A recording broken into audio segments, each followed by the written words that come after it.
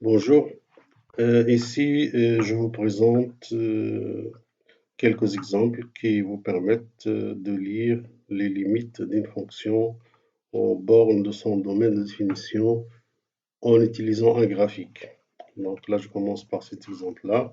Là, c'est une parabole qui correspond normalement à une fonction de second degré qui est définie dans R. Donc les bornes sont moins l'infini plus l'infini.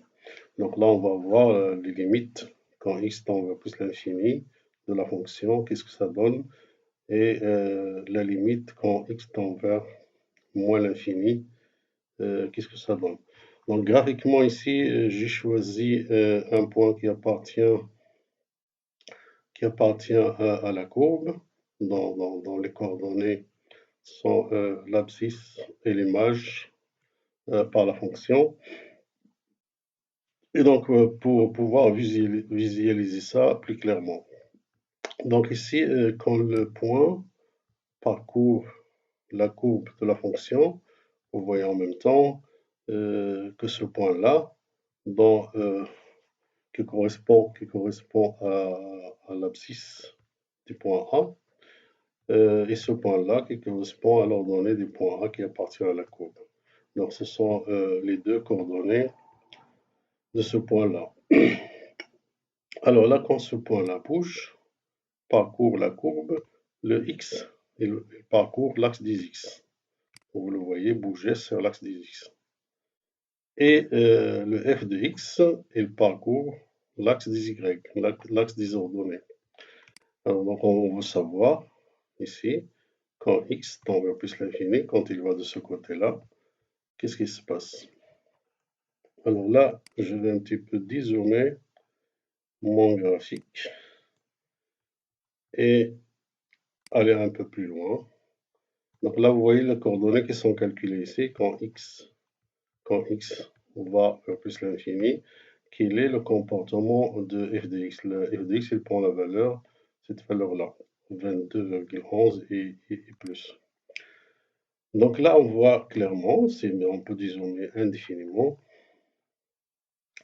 et on voit que quand x prend des valeurs de plus en plus grandes, f de x, il fait la même chose. Quand x prend des valeurs de plus en plus grandes, sans limite, il n'y a pas une barrière, on ne voit pas une barrière pour x, on ne voit pas non plus une barrière pour y. Donc il prend des valeurs de plus en plus grandes et positives, ça veut dire x tend vers plus l'infini, et quand x tend vers plus l'infini, f de x, il fait quoi? Il fait la même chose, il tend aussi vers plus l'infini. Donc on peut traduire ça par le fait que la limite, quand x tend vers plus l'infini, donc quand x va de ce côté-là, il prend des valeurs sans limite, des valeurs positives, et sans s'arrêter. Donc là, on ne voit pas qu'il s'arrête, la courbe monte indéfiniment, et donc x, il va continuer à parcourir l'axe des x vers les valeurs positives. F de x, il fait la même chose, il va vers plus l'infini. Donc ceci est traduit par limite, la limite, quand x tend vers plus l'infini, quand x va de ce côté-là, f de x, qu'est-ce qu'il fait? Quel est son comportement? Elle aussi, la fonction, elle va vers plus l'infini. Et donc, on a ça. De la même manière, si je passe de l'autre côté, qu'est-ce qui se passe? Alors, je vais un petit peu changer l'échelle. Alors, qu'est-ce qui se passe? Bah, quand x, ici, x, il va vers où? Il va de ce côté-là. Il prend des valeurs négatives, mais dans la valeur absolue est de plus en plus grande. Donc, il va de ce côté-là. Donc, on dit qu'il tend vers moins l'infini. X va vers moins l'infini. Et on voit que f de x, il a le même comportement que tout à l'heure. Donc, il va toujours vers plus l'infini. Et donc, on peut traduire ça par le fait que... Voilà. Donc, je vais dézoomer. Et donc, ça continue. On continue indéfiniment vers le haut. Et on va voir que x, il va de plus en plus loin de ce côté-là. Donc, il va vers moins l'infini. Donc, on traduit ça par le fait quand x tend vers moins l'infini, f de x, il va vers plus l'infini. Et donc, on a le résultat suivant. Donc là, je changeais plus l'infini par moins l'infini. Et donc, on traduit ça par le fait que quand x tend vers moins l'infini, quand x va de ce côté-là,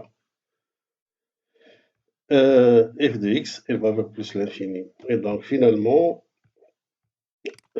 je conclus que quand la la branche parabolique qui est de la fonction est dans ce quadrant-là.